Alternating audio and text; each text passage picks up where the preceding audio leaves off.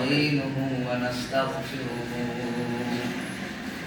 ونؤمن به ونتوكل عليه ونعوذ بالله من شرور أنفسنا ومن سيئات أعمالنا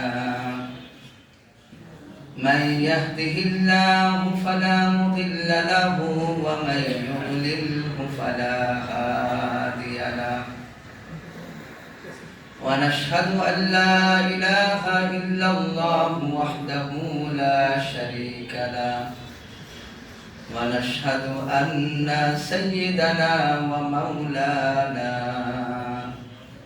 محمدا عبده ورسوله صلى الله عليه وسلم وعلى آله وأهل بيته وبارك وسلم تسليما كثيرا كثيرا أما بعد فأعوذ بالله من الشيطان الرجيم بسم الله الرحمن الرحيم ويطاف عليهم بآنية من فضة وأكواب كانت قوارير من فضة قدروها تقديرا ويسقون فيها كأسا كان مزاجها زنجبيلا صدق الله العظيم وقال النبي صلى الله عليه وسلم من رآني في المنام فقد رآني فإن الشيطان لا يتخيل بي أو كما قال النبي صلى الله عليه وسلم وقال تعالى في شان حبيبي إن الله وملائكته يصلون على النبي يا أيها الذين آمنوا صلوا عليه وسلموا تسليما اللهم صل على محمد وعلى آل محمد كما صليت على إبراهيم وعلى آل إبراهيم إنك حميد مجيد اللهم بارك على محمد وعلى آل محمد كما باركت على إبراهيم وعلى آل إبراهيم إنك حميد مجيد آپ سلطان مدینہ محبت وحی السکینہ نور سے معمور سینہ مشک سے بہتر پسینہ لائے جو ایمان تم پر کیوں نہ دے وہ جان تم پر مہربان رحمان تم پر خلق سب قربان تم پر اللهم صل على محمد وعلى آل محمد كما صليت على إبراهيم وعلى آل إبراهيم إنك حميد مجيد اللهم بارك على محمد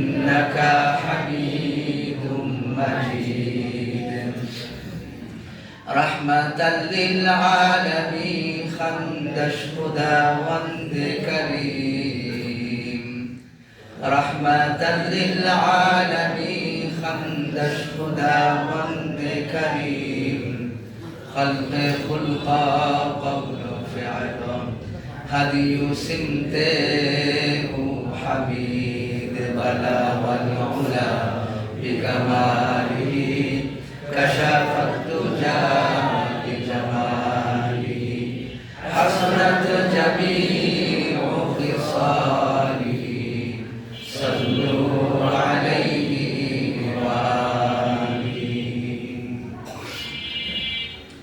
अल्हम्दुलिल्लाह, মহান রব্বুল আলামিনের দরবারে শুকরিয়া। আল্লাহ রব্বুল আলামিন আমাদেরকে মসজিদে জুমার দিন আসার তৌফিক দান করেছেন, সূরাতুদ দাহারের আলোচনা শোনার তৌফিক দান করতেছেন। আমরা অন্তর থেকে শুকরিয়া আদায় করি আলহামদুলিল্লাহ। এর সাথে সাথে তার হাবিবের উপর দরুদ প্রেরণ করার তৌফিক দান করেছেন যে রব, সেই রবের দরবারে আবারও শুকরিয়া আদায় করি আলহামদুলিল্লাহ। সূরাতুদ দাহারের শেষ প্রান্তে আমরা রয়েছি। আমরা শুরু থেকে মানব সৃষ্টির ইতিহাস এবং মানুষের বৈশিষ্ট্য সম্পর্কে কিছু আমরা আলোচনা শুনেছি,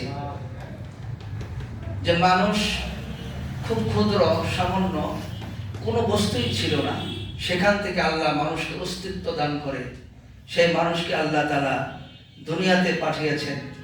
তাদের হেদায়েতের জন্য যুগে যুগে নবী রাসূলগণ পাঠিয়েছেন।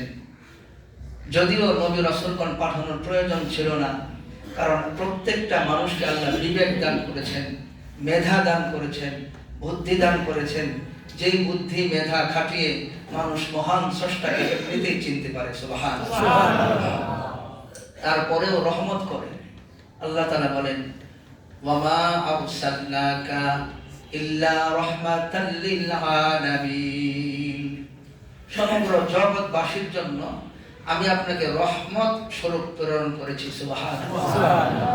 রহমত কেন? নবী পাঠানো আল্লাহর দায়িত্ব না, নবী পাঠিয়েছেন দয়া করে, মায়া করে, রহমত করে। সমগ্র জাতি নবীর দ্বারা রহমত প্রাপ্ত হয়ে তারা নবীর প্রেমে পাগল হয়ে নবীর সমস্ত কাজ তাদের নিজেদের জীবনের মধ্যে আগ্রহের সহিত নিয়ে নেবে, এর জন্য আল্লাহ নবীকে পাঠিয়েছেন, সুবহানাল্লাহ। কোন মানুষের, কোন নেতার আদর্শ মানুষ খুশি খুশিতে নিজের জীবনের মধ্যে বাস্তবায়ন করতে পারে না, কিন্তু আমার নবীর আদর্শ মানুষ খুশি খুশিতে ভালোবাসা দিয়ে, অন্তরের গভীরের ভালোবাসা দিয়ে মানুষ তার প্রত্যেকটা আদর্শ গ্রহণ করতে পারে, ঠিক কিনা? এই বিষয়গুলা সংবাদ দিয়েছেন আল্লাহ রাসূল সাল্লাল্লাহু আলাইহি ওয়াসাল্লাম, যে দুনিয়ার এই বিষয় বস্তুগুলা তোমাদের জন্য নগদ উপস্থিত। ৬০ বছরের জিন্দেগি তোমাদের নগদ উপস্থিত, আর বাকির জিন্দেগি যেটা আবাদান আবাদান, সেখানে ৬০ বছর নয়, সেখানে লক্ষ কোটি কোটি বছরের চাইতেও বেশি চিরস্থায়ী একটা জীবন। মাত্র ৬০ বছরের জীবনকে কুরবানি দিয়ে চিরস্থায়ী জীবনকে গ্রহণ করার একটা ক্ষমতা তৈরি করার এই সুযোগ আল্লাহ আমাদের দান করেছেন। সুস্থতা সুযোগ, পাগল না হয়ে যাওয়া সুস্থতা সুযোগ, শরীর অক্ষম না হয়ে যাওয়া সুযোগ, বিশেষভাবে শীতের দিন মুমিনের তাহাজ্জুদ পড়ার একটা বিরাট সুযোগ। কথা বলেন ঠিক কিনা? সারা বছর রাত্রে বেলা না উঠতে পারলেও শীতের রাত্রে মুমিনদের জন্য একটা মহা সুযোগ। তো জান্নাতের কথা আল্লাহ আলোচনা করেছেন। মুমিনদের আগ্রহ উদ্দীপনা বাড়বে, মুমিনরা তাদের কাজের এরকম অন্তর থেকে মায়া মমতা আনতে পারবে, আগ্রহ আনতে পারবে। এই সূরার ২য় পৃষ্ঠাতে আল্লাহ বলেছেন, ওয়ায়ুতাফু আলাইহিম বিআনিয়াতিম মিন ফিদ্দাতিন ওয়া আকওয়াবিন কানাত কাওয়ারিরা। পরিবেশনকারীগণ পরিবেশন করবে তাদের সামনে বিআনিয়াতিম মিন ফিদ্দাতিন, রৌপ্য পাত্রে, রূপার রূপার নির্মিত পাত্র, গ্লাস, পিয়ালা, ওয়া আকওয়াবিন কানাত কাওয়ারিরা, স্ফটিক নির্মিত পেয়ালা দ্বারা তাদেরকে পরিবেশন করা হবে শরবত। দুনিয়াতে রূপার পাত্র, স্বর্ণের পাত্র হারাম করা হয়েছে। কোন মুমিন বান্দা স্বর্ণের পেয়ালাতে, রূপার পেয়ালাতে, স্বর্ণের চামচ, রূপার চামচ ব্যবহার করতে পারবে না, কারণ জান্নাতে তাদের জন্য এই বস্তুগুলো রয়েছে। সুবহানাল্লাহ। দুনিয়ার যত টাকা দিয়ে আপনি এই বানান, এগুলা ময়লা হবে। জান্নাতের এমন পানপাত্রগুলা থাকবে যেগুলা এত চকচকা এবং এত সুন্দর হবে, আর রাজকীয় ভাবে সেই পানপাত্র দ্বারা আমরা পান করব। বলেন ইনশাআল্লাহ। قوارير من فضة قدروها تقديرا, এবং পরিবেশন কারিগর পরিমিত ভাবে পরিমাপ করে সেই গ্লাসগুলা পূর্ণ করে দিবে। রস খাইতে গেছে বা গুরুত্বপূর্ণ পানীয় দিছে আধা গ্লাস, ভরে দিলে ভালো হতো। তো সেখানে পরিবেশন কারিগর ওটা পরিমাপ করে এমন ভাবে সেটা ভরে দিবে, ওখানে ভদ্রতা, ওখানে শৃঙ্খলা, ওখানে আনন্দ দেওয়ার জন্য এমন ভাবে গ্লাসটা ভরে দিবে, গ্লাসটা হাতে নেওয়ার সাথে সাথে মনটা জুড়িয়ে যাবে। সুবহানাল্লাহ। এমন ভাবে ভরে দিবে। ওয়াইসকাউনা ফিহা কাসান কানা মিজাজুহা জানজাবিলা, সেখানে পান করানো হবে জানজাবিল মিশ্রিত পানপাত্র। সেখানে এমন হবে যে একটা পানপাত্র, ওটা খাওয়ার পর যে গ্লাসটা আছে ওই গ্লাসটাও খাওয়া যাবে। সুবহানাল্লাহ। কি আশ্চর্য কথা! আজ থেকে 1400 বছর আগে গ্লাস কোন সময় খাওয়া যায়? গ্লাসও খাওয়া যাবে। সেটা কি রকম? যেমন এখন বর্তমানে বের হয়েছে, বর্তমানে কত রকমের খাবার, ওই প্লেটও ভাইঙ্গা সেটা খাওয়া যায়। এই চকলেট দ্বারা প্লেট ইত্যাদি বানায় না? এই যে কি 31st নাইট গেল নাকি, সেখানে কি করলো, বম, আতশবাজি ইত্যাদি, এগুলা কোটি কোটি টাকা নষ্ট হলো। কোন পথে আয় করেছো, কোন পথে ব্যয় করেছো, তোমার হিসাব হবে। শুধুমাত্র আয় করলাম হালাল ভাবে আর ব্যয় করলাম হারাম ভাবে, এটা আল্লাহর কাছে মুক্তি পাওয়া যাবে? শুধু আয়ের কথা শোনা হয়, ব্যয়ের কথা কেন শোনা হয় না? ব্যয় করাও গুরুত্বপূর্ণ দায়িত্ব। ব্যয় করতে হবে এমন ভাবে, প্রত্যেকটা খাত আল্লাহ নির্ধারণ করে দিয়েছেন। তোমাদের সামনে গরিব আছেন, দুঃখী অভাবী আছে, আত্মীয় স্বজন আছে, ফকির মিসকিন আছে, মাদ্রাসা আছে, মসজিদ আছে, দায়িত্ব কাঁধে নিয়ে তুলেছে। যে দায়িত্ব ছিল আজকে সরকারের মসজিদ চালাবে, মাদ্রাসা, ধর্মীয় কোষাগার, ধর্মীয় উপাসনালয়গুলা সরকার নিয়ন্ত্রণ করবে, ওগুলা আজকে সরকার নিয়ন্ত্রণ না করে জনগণ এই দায়িত্ব নিজেরাই কাঁধে তুলে নিয়েছে। আমাদের ধর্ম আমাদের রক্ষা করতে হবে, আমাদের ধর্ম আমাদের রক্ষা করতে হবে। এক আল্লাহর বান্দি আল্লাহর জন্য নিবেদিত হয়ে জায়গা দান করে দিল, আবার শত শত মুসলমান বান্দারা মসজিদ করার জন্য নিজেদের অন্তর থেকে নিজেদের পরিশ্রমের টাকা পয়সা ঢেলে দিল, আল্লাহর ঘর তৈরি হলো, নামাজ হয়, রোজা হয়, তারাবি ইত্যাদি সব কিছু এখানে এরকম ভাবে আমল হচ্ছে। মসজিদ চালানোর জন্য খরচগুলা সরকার দিচ্ছে না, অন্য কেউ দিচ্ছে না, নির্দিষ্ট কোনো ব্যক্তি দিচ্ছে না, জনগণ এই দায়িত্ব নিজের কাঁধে তুলে নিয়েছে। কথা বলেন ঠিক কিনা? সারা দেশের মধ্যে জনগণ কাঁধে তুলে নিয়েছে এই দায়িত্ব। কেন এই দায়িত্ব কেন কাঁধে তুলে নিল? আজকে যদি জনগণ না করে, কেউ করবে না, মসজিদগুলা বিরান হয়ে যাবে।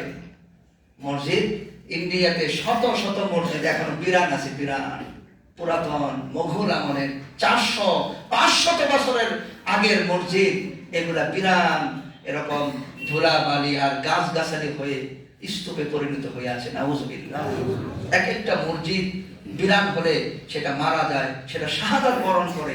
বলা হয় যে মসজিদের প্রাণ হলো এই মসজিদের মুসল্লি, ইমাম, মুয়াজ্জিন, এরা হলো মসজিদের কি প্রাণ। যত মানুষ বেশি হবে, যত মানুষ নামাজ পড়বে, এখানে চোখের অশ্রু ঝরবে, আল্লাহর দরবারে ফরিয়াদ করবে, ওই মসজিদের প্রাণ চাঞ্চল্য সেখানে থাকবে। সুবহানাল্লাহ। তো মসজিদ শহীদ হয়ে যাচ্ছে। তো আল্লাহ রাব্বুল আলামিন আমাদের জন্য এই জান্নাতের কথাগুলো বলেছেন যে সেখানে তোমরা এগুলো সবই পাবা। স্বর্ণের পাত্র দুনিয়াতে পান করতে পারো না, ইহুদি খ্রিস্টানরা, তারা কিন্তু এগুলা করতেছে। ওয়াইসআউনা ফিহা কাসান কানা মিজাজুহা জানজাবিলা। জানজাবিলের আরেকটা অর্থ হলো আদা, আদা মিশ্রিত পানি।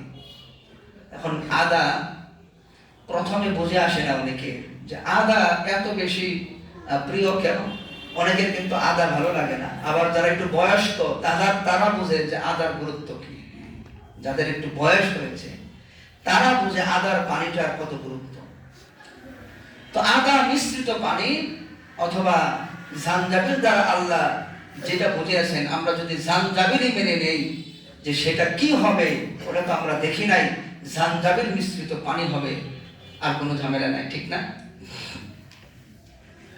এরপর আল্লাহ বলেছেন আইনাই ইয়াশরাবু আইনান ফিহা তুসাম্মা সালসাবিলা। এটা এমন একটি ঝর্ণা যে ঝর্ণা স্থাপিত জান্নাতে, তাকে সালসাবিল নামে ডাকা হয়। সারা জান্নাতের মধ্যে সালসাবিল নামে ডাকা হয়। যে সালসাবিল ঝর্ণার পানি খাইতেছো, আমাকে একটু দাও। সুবহানাল্লাহ। ওয়ায়ুতাফু আলাইহিম বিলদানুম মুখাল্লাদুন। আর সেখানে পরিবেশন করবে, ইউতাফু আলাইহিম, সেখানে ছোটাছুটি করতে থাকবে, খেদমত করার জন্য ছোটাছুটি করবে। বিলদানুম মুখাল্লাদুন, চির কিশোরগণ, চির কিশোর, কোনোদিন তারা বয়স বাড়বে না। 12-13 বছরের বয়স। এই এরা হলো খাদেম হবে জান্নাতে। চির কিশোরগণ তারা এই পরিবেশন করবে, শরবত ইত্যাদি খাবার পরিবেশন করার জন্য তারা থাকবে জান্নাতে। সুবহানাল্লাহ। ইযা রাআইতাহুম হাসিবতাহুম লু'লুআম মানসুরা। হে হাবিব, আপনি যদি তাদেরকে দেখতে পেতেন, তখন আপনি দেখতে পেতেন তাদেরকে বিক্ষিপ্ত মণিমুক্তার মতো। যে এরা এত সুন্দর সুশ্রী, এত সুন্দরভাবে তারা খেলাধুলা করতেছে, খেদমত করার জন্য আশপাশ দিয়ে ঘুরতেছে, মনে হয় যেন বিক্ষিপ্ত মুক্তা দ্বারা ছড়ানো আছে। সুবহানাল্লাহ। ওয়া ইযা রাআইতা সাম্মা রাআইতা নাঈমান ওয়া মুলকান কাবীরা। আর আপনি যদি দেখতে পান জান্নাতের সেখানে নিয়ামত রাজি ভরা, নিয়ামত সমূহ ভরা এবং মহা সাম্রাজ্য। এক একজন বান্দা যেন বিরাট সাম্রাজ্যের অধিপতি, তারা যেন সাম্রাজ্যের বাদশাহ, এমন বাদশাহী জিন্দেগি সেখানে দান করা হবে। সুবহানাল্লাহ। সূরা মুতাফফিফিন আল্লাহ আরেকটি সুন্দর তাসনিমের কথা আল্লাহ বলেছেন যে একটা ঝর্ণা আছে তাসনিম। সেটা কি? ইয়াশরাবু বিহাল মুকাররাবুন। মুকাররাবুনরা যারা আল্লাহর বেশি নৈকট্যপ্রাপ্ত, তারা সেখান থেকে পান করবে। সেটা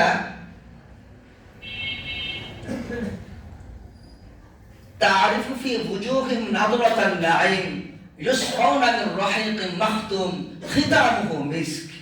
সেখানে আল্লাহ বলেছেন যে মিস্ক দ্বারা ইনটেক থাকবে। কোরআন মাজিদ নাযিল হয়েছে এখন না 1400 বছর আগে? ইনটেক করা থাকবে, এমন পানপাত্র থেকে তারা পান করবে যেটার মুখ বন্ধ থাকবে, ইনটেক করা থাকবে। সুবহানাল্লাহ। আজ থেকে 100 বছর আগেও এই ইনটেক করার বিষয়টা মানুষ জানতোই না। এখন যেমন কোনো দই ইত্যাদি অনেক বিষয় আছে, পানিও আছে যেটা মুখ ইনটেক করা থাকে, ঠিক কিনা? আল্লাহ এখানে বলেছেন ইউসকাউনা ফিহা মির রাহিকিন মাখতুম খিতামুহু মিস্ক। ইনটেক করা থাকবে রাহিকিন মাখতুম, আর সেখান থেকে সেই ইনটেকটা হবে হলো মিস্কের দ্বারা, মিস্ক এমন একটা সুগন্ধি এবং সেখানে খাওয়া যাবে এমন একটা সুগন্ধি এবং খাওয়ার দ্রব্য দ্বারা ওটা ইনটেক থাকবে ওই পানপাত্রটা। সুবহানাল্লাহ। ওয়াফি যালিকা ফালইয়াতানাফাসিল মুতানাফিসুন। আল্লাহ বলেছেন কই ওই প্রতিযোগীগণ, ওই প্রতিযোগীগণরা কোথায়? যারা আমার নিয়ামতগুলা নেওয়ার জন্য সব সময় পাল্লাপাল্লি করে, যারা ছোটাছুটি করে, সেই যারা প্রতিযোগীরা তোমরা কোথায়? এই তাসনিম খাওয়ার জন্য প্রতিযোগিতা করো। আল্লাহু আকবার। ওয়াফি যালিকা ফালইয়াতানাফাসিল মুতানাফিসুন। আল্লাহ বলেছেন ওই প্রতিযোগীরা তোমরা কোথায়? তোমরা কি এই পানীয় পাত্র খাইতে চাও না? তোমরা কি এই পানপাত্র স্বর্ণের পিয়ালা দ্বারা আর রৌপ্য নির্মিত স্ফটিকের নির্মিত পিয়ালা দ্বারা খাইতে চাও না? তাহলে কোথায় তোমরা সেই প্রতিযোগীরা? তোমরা অগ্রসর হও। সুবহানাল্লাহ। বলেন না আলহামদুলিল্লাহ। আলহামদুলিল্লাহ। বলেন আলহামদুলিল্লাহ। হে হাবিব, ও আমার নবী, যদি আপনি দেখতে পান, দেখবেন সেখানে বিরাট সাম্রাজ্য নিয়ামত রাজি ভরা একজন বান্দা, সেখানে বাদশা হবে। বাদশা দুনিয়াতে 5 বছরের ক্ষমতার জন্য কত রকম পালা বদল আমরা দেখতে পাই, কত রকম চুক্তি আমরা দেখতে পাই। একজন নায়ক হয়ে যায় ভিলেন, একজন ভিলেন হয়ে যায় নায়ক, একজন ভালো মানুষ হয়ে যায় খারাপ, খারাপ মানুষ হয়ে যায় ভালো, এই দুনিয়ার 5 বছরের ক্ষমতার জন্য। কথা বলেন ঠিক কিনা? আর যদি 60 বছরের ক্ষমতা পাওয়া যায়, তো লিবিয়ার গাদ্দাফি 42 বছরের প্রেসিডেন্ট ছিল। লিবিয়া গাদ্দাফি 42 বছরের প্রেসিডেন্ট। আর ওই সাদ্দাম হোসেন কত বছর? প্রায় 32 বছর ইরাকের প্রেসিডেন্ট। বাংলাদেশ তো গরিব দেশ, লিবিয়া ইরাক অনেক ধনী, কোন মানুষের কোনো ইনকাম লাগবে না, সরকার ওদেরকে বসায় বসায় খাওয়াইতে পারে। কথা ঠিক কিনা? আপনারা আমরা তো মাথার ঘাম পায়ে ফেলে পরিশ্রম করি, পরিশ্রম না করলে খাবার নাই, পরিশ্রমী। আর এমনও দেশ আছে কোনো পরিশ্রম নাই, সন্তান হবে ওই যেদিন জন্মগ্রহণ করবে ওদিন থেকে সরকার তার জন্য ভাতা নির্ধারণ করবে, মৃত্যুর আগ পর্যন্ত ওই ছেলে ওই সন্তান ভাতা পেতে থাকবে। কথা বলেন ঠিক কিনা? তো আল্লাহ রাব্বুল আলামিন সেই আবাদান সেই বিষয়টা বলেছেন, চিরদিন তোমরা বাদশা হবা। কোথায় সেই প্রতিযোগীরা? যারা পাল্লাপাল্লি করবা, তাহাজ্জুদ পড়বা, যারা নামাজে আগে আসবা, আগের কাতার যে কি রয়েছে, আগের পিছনের চাইতে আগের কাতারে যে কি রয়েছে, যদি এটা জানতো তাহলে প্রত্যেক ওয়াক্তে ওয়াক্তে সামনের কাতারে বসার জন্য ইমাম সাহেবকে নিয়ে লটারি করে রাখতো যে আমি আগে আসছি, আমি 1 সেকেন্ড আগে আসছি, আমি 2 সেকেন্ড আগে আসছি। তখন লটারি করে করে মানুষকে সামনে বসানো হতো। সুবহানাল্লাহ। এত বেশি ফায়দা। আর এখন বলা হয় কাতার পুরা করুন, এই কানে শোনে না। আপনারা রাগ করতেছেন নাকি? কাতার পুরা করুন, কানে শোনে না। এর জন্য ওমর রাদিয়াল্লাহু আনহু পুলিশ রাখছিলেন, প্রত্যেক কাতারে কাতারে পুলিশ, যেরাই কাতার সোজা না করবে ওটাকে ধরবে। কাতার সোজা করা মুমিন বান্দা আমার আপনার নিজের দায়িত্ব। যে কাতারকে পুরা করলো, আল্লাহ তাআলা তার প্রতি নারাজ হবে না, তার উপরে সন্তুষ্ট হলো। আর যে কাতারকে বেঁকা করলো, আল্লাহ তাআলা তার অন্তরকে বেঁকা করে দিবেন। আউযুবিল্লাহ। নামাজ পড়তে এসে উল্টা গুনাহ। তো এরপর আল্লাহ রাব্বুল আলামিন বলেছেন, ইন্না নাহনু নাযাল ইন্না হাযা কানা লাকুম জাযাআন ওয়া কানা সা'য়ুকুম মাশকুরা। এই বিষয়টা তোমাদের জন্য ওয়াদা, ওয়া কানা সা'য়ুকুম মাশকুরা, তোমাদের প্রচেষ্টা স্বীকৃতি লাভ করবে, তোমাদের প্রচেষ্টা স্বীকৃতি লাভ করবে। আজকে তোমাদের প্রচেষ্টাকে কেউ দাম দেয় না। তুমি আগে আগে ওযু করে মসজিদে আসলা, কেউ তোমাকে বাহবা দিল না, কেউ একটা বিষয় এই সম্পর্কে চিন্তা করলো না। আল্লাহ বলেন সেদিন তোমাদের প্রত্যেকটা পদক্ষেপকে আমি স্বীকৃতি দান করব। আল্লাহু আকবার। এক একটা পদক্ষেপ বৃষ্টির মতো সেটা যখন আরশের পাশে চমকে উঠবে, মানুষ দেখবে এক একটা পদক্ষেপকে আল্লাহ স্বীকৃতি দিলেন। এবং এই পদক্ষেপের বিনিময়ে আল্লাহ এক একটা বিষয় যখন বান্দাকে দান করবে, বান্দা আত্মহারা হয়ে যাবে আর বলবে, আল্লাহ প্রত্যেকটা নিয়ামত যদি আজকে আমাদেরকে দেওয়া হতো, দুনিয়াতে যদি আমাকে ফকির বানাইতেন, আমাদেরকে অসহায় বানাইতেন, কোনো দুঃখ ছিল না। আজকে এক একটা বিষয় যখন এরকম স্বীকৃতি লাভ করবে, তখন বান্দা আত্মহারা হবে। আল্লাহু আকবার। ইন্না হাদা কানা লাকুম জাযাআন ওয়া কানা সা'য়ুকুম মাশকুরা, তোমাদের প্রত্যেকটা পদক্ষেপ স্বীকৃতি করা হবে সেদিন। ইন্না নাহনু নাযালনা আলাইকাল কুরআনা তানজিলা, হাবিব আমি এই কোরআনকে আপনার উপর নাযিল করেছি ক্ষণে ক্ষণে, ধীরে ধীরে।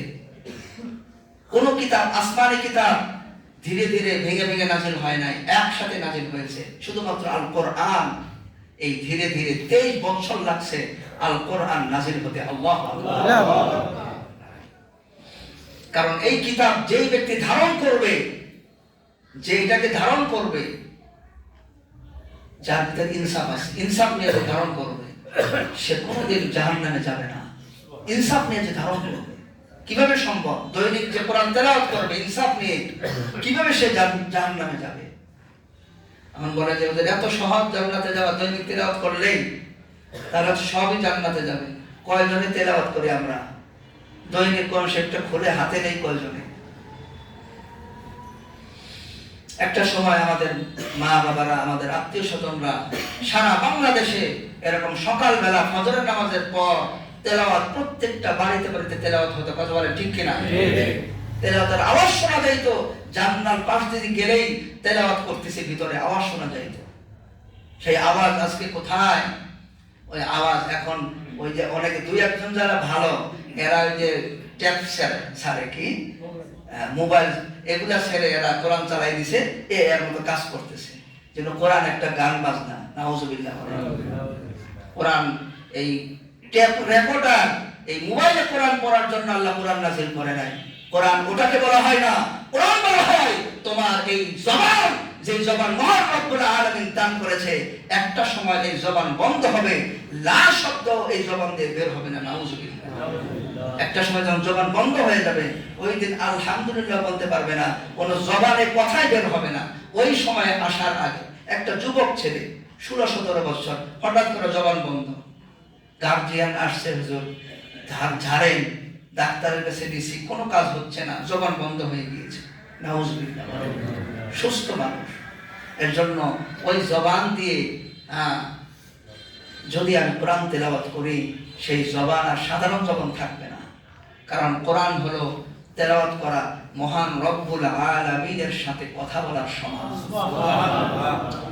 মুসা নবী আল্লাহর সাথে কথা বলে, আল্লাহ বলেন তোর পাহাড়ে যাও, গোসল করো, ওযু করো, এই জুতা খুলে প্রবেশ করো, এটা তোমার আমার পবিত্র উপত্যকা, এখানে মহান রব্বুল আলামিনের সাথে তুমি কথা বলবা। আল্লাহু আকবার।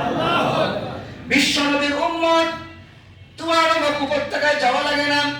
বিশ্ব নবীর উম্মতের 5 ওয়াক্ত নামাজে উম্মত যখন কোরআন তেলাওয়াত করে, আল্লাহ রাব্বুল আলামিন বলেন মানুষেরা, বিশেষ করে আমার নবী যখন কোরআন তেলাওয়াত করে, নামাজ পড়ায়, প্রথম আমি ইমামের উপর রহমত নাজিল করি, এরপর প্রথম কাতারে রহমত নাজিল হয়ে যায়।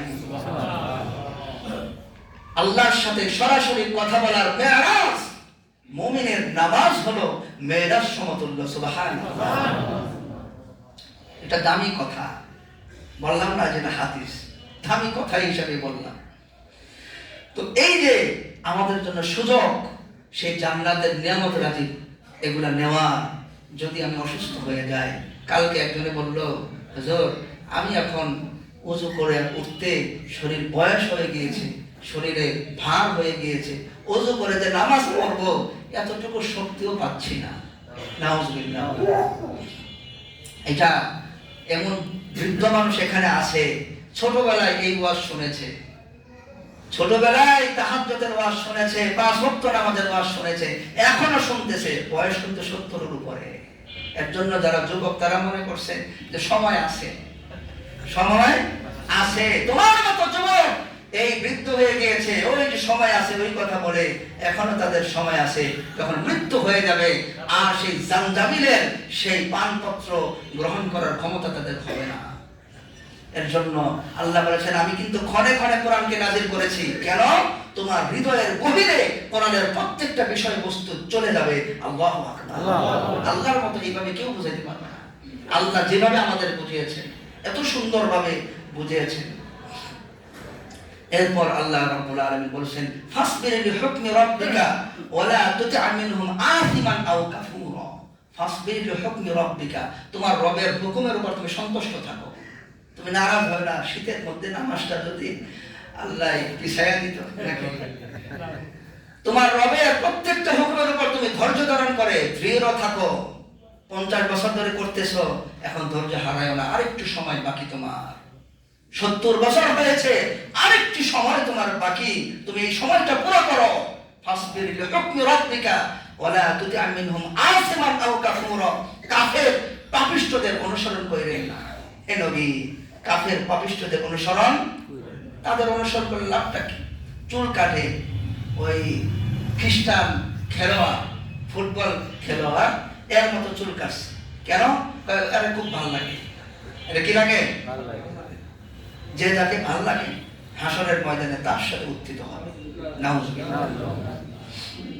এর জন্য আমাদের ভালো লাগবে হলো নবীকে, আমাদের ভালো লাগবে ভালো ভালো যে আলেমরা দুনিয়া থেকে চলে গেছে তাদের আদর্শ আমাদের ভালো লাগবে। কথা বলেন ঠিক কিনা? তাদের সাথে আমাদের হাসর হবে।